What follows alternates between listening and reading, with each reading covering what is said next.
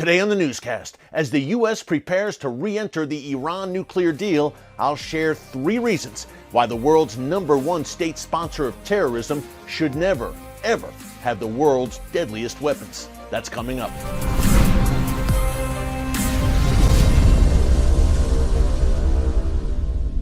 Hey folks, Erick Stakelbeck here. Welcome to the Watchman Newscast.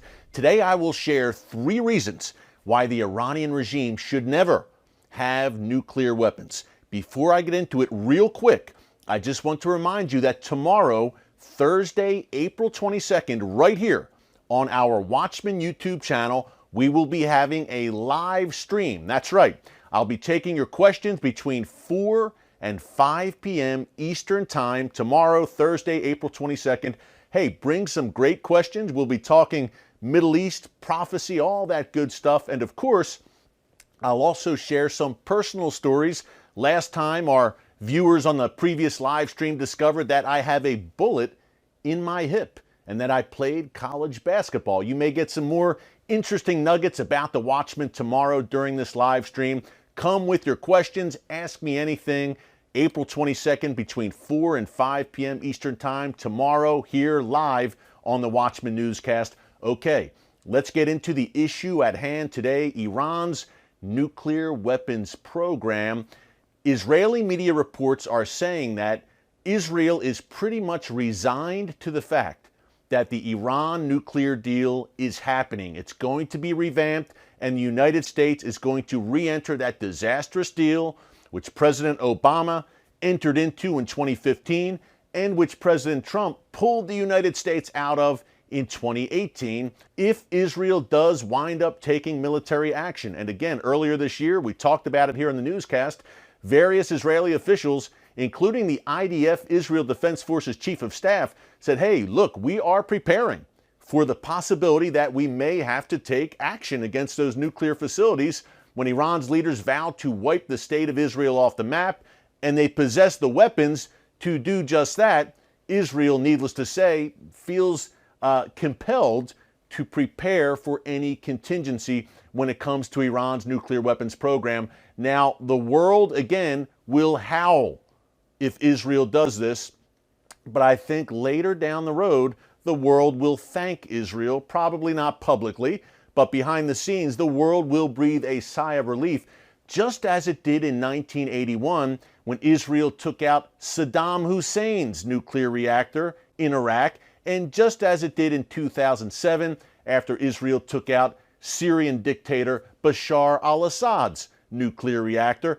Imagine a nuclear situation in terms of Saddam Hussein possessing the bomb or Bashar al-Assad possessing the bomb, knowing what we know today. So there is a track record here where Israel says, hey, we're not going to let tyrants and dictators who are devoted to our destruction acquire the bomb. We're just not going to do it. So, all that said, 3 reasons why I agree with Israel in this case that Iran should never, ever have the bomb, and I think you should agree too. Number 1, a nuclear Iran would spark a Middle East arms race.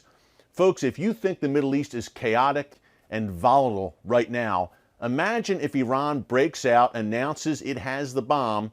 You will see Turkey, Egypt, Saudi Arabia, for starters, all drive in short order to acquire a nuclear weapon. You think the Middle East is a powder keg right now, a tinderbox? How would it look to you, and how would you feel if the entire region was jockeying to acquire the world's deadliest weapons? And a nuclear Iran, obviously a very dire prospect, but I have to mention again the prospect of a nuclear Turkey under the rule of Recep Erdogan, the radical Muslim Brotherhood tyrant in Turkey right now, is also a very chilling proposition. So that's the number 1 reason why Iran should never have the bomb. Number 2, Iran's proxies. What do I mean? A and B.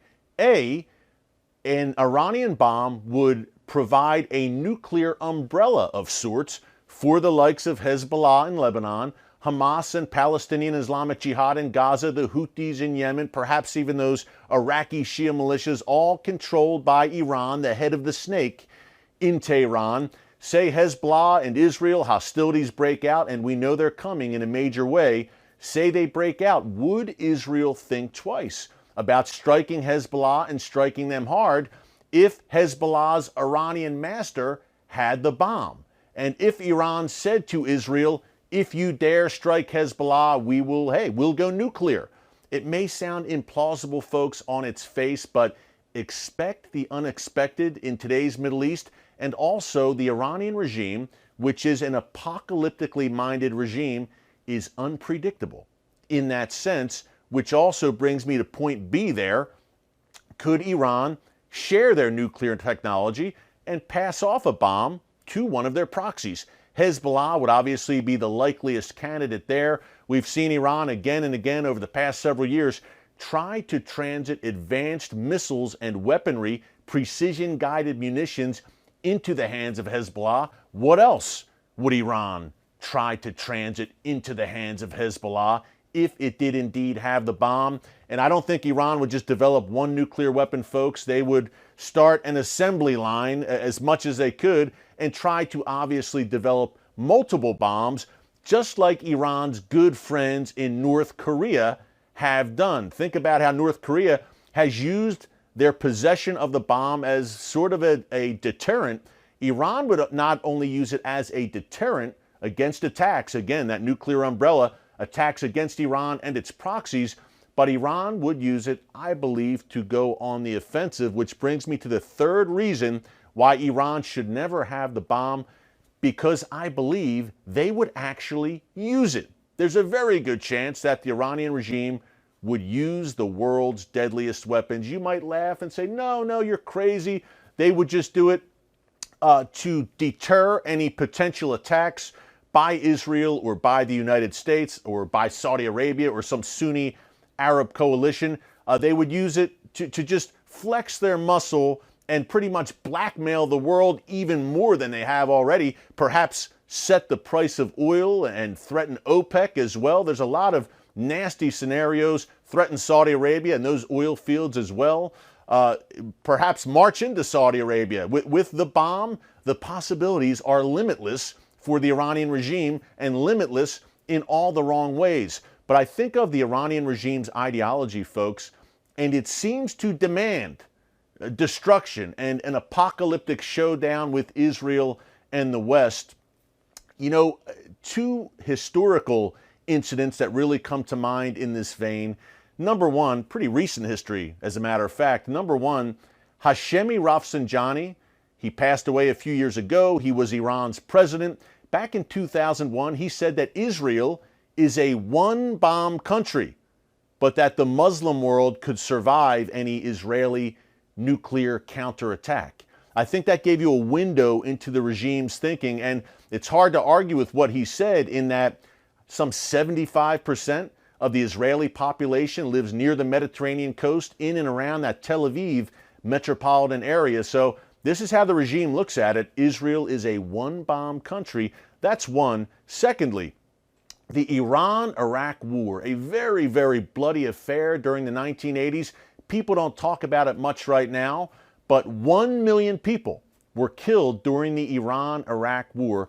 During that war, the Iranian regime, the same mullahs and ayatollahs who run that country today, had a martyrs brigade of young Iranians, 12 years old, 13 years old, young kids, teenagers. They took these young kids aside, the best and brightest of Iran. They put plastic keys around their necks.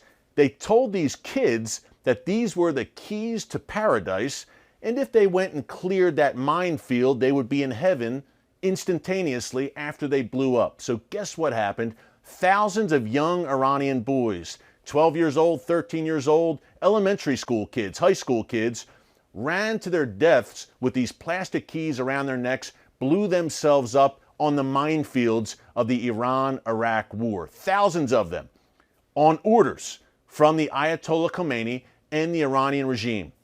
So folks, I leave you with this thought and I ask you, if a regime with such little regard for human life, its own citizens, its best and brightest kids, would hesitate to use the world's deadliest weapons, the little regard they have for their own people is nothing compared to the small regard they have for the infidels in their view in Israel and the United States. And by the way, I mentioned existential threat to the United States. There's a reason that the Iranian regime is developing intercontinental ballistic missiles, ICBMs for short. Those ICBMs do exactly what their name says. They are designed to travel across continents, across oceans, and they're made for one reason only, to mount them with a nuclear warhead.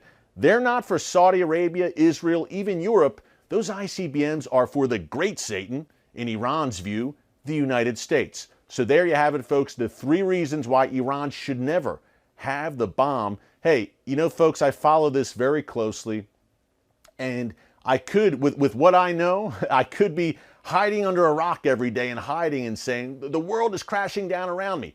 But I'm not hiding under a rock because I put my faith in the rock. I've built my life on the rock, and his name is Jesus.